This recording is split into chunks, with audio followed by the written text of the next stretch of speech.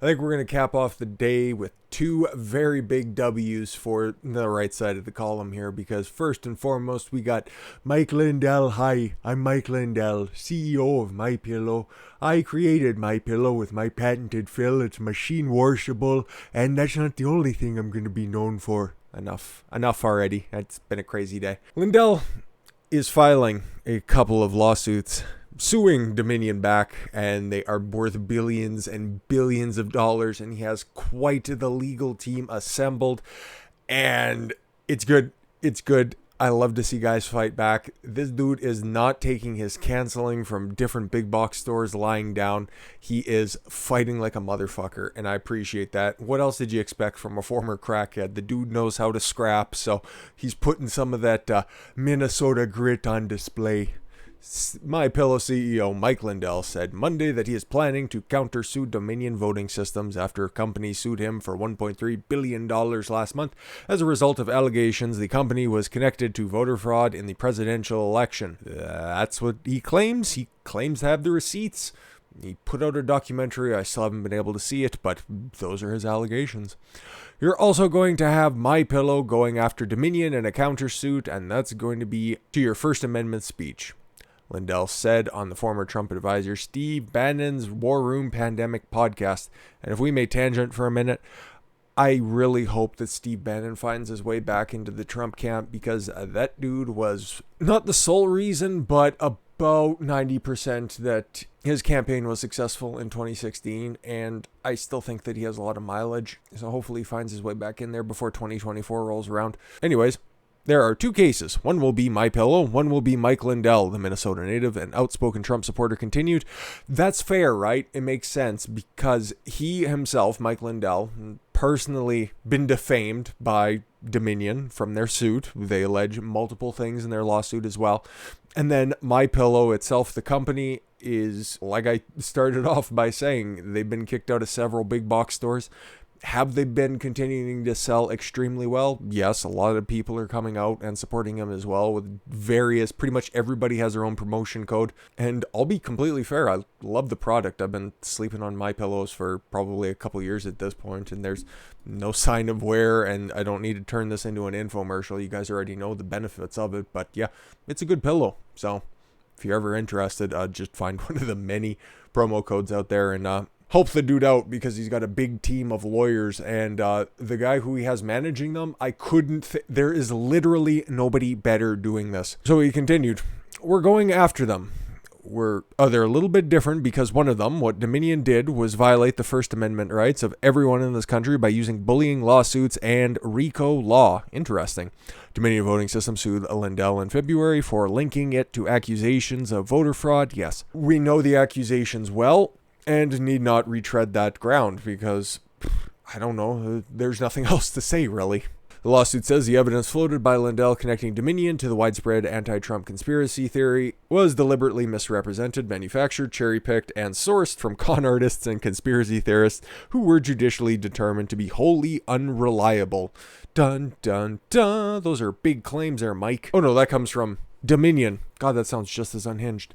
Dominion added Lindell knows all of this because Dominion wrote him multiple times, put him on formal written notice for the facts, and told him that Dominion employees were receiving death threats because of the lies. Okay, well, fucking provide your receipts too, Dominion. Tired of these empty fucking accusations. Listen, if you're going to go ahead and you think that you're going to squeeze $1.3 billion out of Lindell and he was just going to roll over and die, nah, he's going to sue you back. Somebody's going to end up coughing up some money, and this is going to be going for a long fucking time.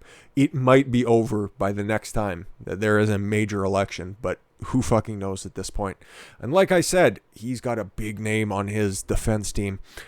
Now, I also got to preface this as well. Trump impeachment lawyer, like that's the only thing that he's known for. Alan Dershowitz is reportedly advising Lindell in his case. Yes, he is.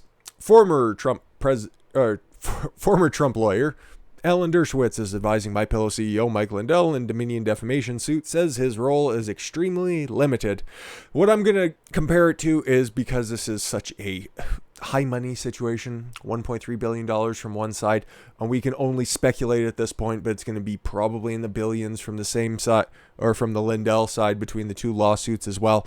So there's going to be a multitude of lawyers on both sides. And because free speech is key to this one, there is no better person to have advising, guiding, directing the team than Dershowitz. He made a great decision here.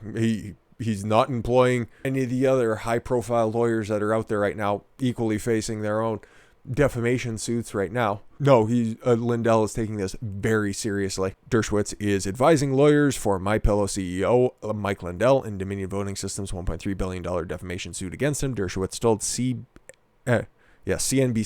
that he is playing a minor role in the proceedings. Dominion has filed defamation lawsuits against, Trump's personal lawyer, no longer though, Rudy Giuliani, and pro-Trump attorney Sidney Powell. My role is extremely limited, Dershowitz told CNBC on Tuesday in a phone call. Dershowitz maintained that he is not representing either Lindell or MyPillow, and that he is only offering advice on the First Amendment issues surrounding the case. So, yes, as a advisor role, as somebody who is pointing people in the right directions, how to approach a First Amendment breach or a violation, however they perceive it, and how they are going to be crafting their lawsuits.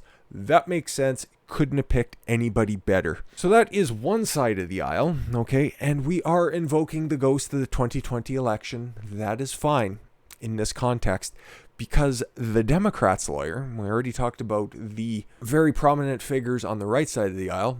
Let's go over to the left, okay? There was one name that consistently came up with the defense from the Democrats' side, and that was Marc Elias, okay? He's one of the most famous election lawyers out there. He seems to have all of his shit together. He has all of his ducks in a row, until they went back and double-checked. Marc Elias, ex-Clinton lawyer involved in the Steele dossier, not as much as John McCain, though. I cannot let that one go by. Sanctioned by Texas court over 2020 election case. Uh-oh. What did Mark do? Uh-oh. The Fifth Circuit Court of Appeals imposed sanctions against Perkins Coie partner Marc Elias and other attorneys representing Democrats in a case where they challenged a Texas election law going into the 2020 election. The case centers on state law barring straight ticket voting, a practice that has allowed voters to automatically vote for every member of a particular party who is on the ballot by marking a single box instead of voting for one individually. On February 10th, Elias and other attorneys filed a motion to supplement the record in the case, without mentioning that they had already filed what a court called a nearly identical motion in September 2020 that had been denied. You'd think that somebody who is that experienced, somebody who is that important, would know those slight details. What is he trying to do here? This inexplicable failure to disclose the earlier denial in the motion violated their duty of candor to the court, the Fifth Circuit Court said in an order dated March 11th. The court went on to say that sanctions are warranted in this case to deter future violations. What are those sanctions exactly? Well, they include paying reasonable attorney's fees and court costs and other side incurred related in the February motion, as well as double costs. Ooh, he's going to have to pay 3 times as much as he should have. Fucking sucks to be you, pal. You love to see it.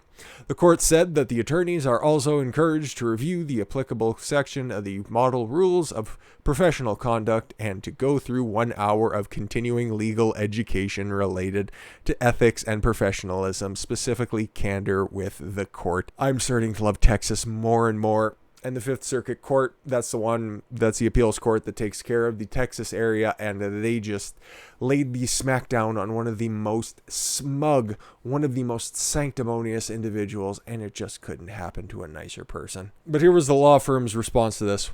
We do not normally respond to requests for comment on pending litigation, but the firm and the attorneys involved in this matter strongly disagree with the appellate court's ruling and its orders of sanctions in the case, a firm spokesperson, don't want to misgender, said in a statement to Fox News. The firm fully and completely supports our attorneys in this case. Yeah, that's cool. Back up, loser. Texas Attorney General and all-around Superman Ken Paxton celebrated the court's ruling, saying,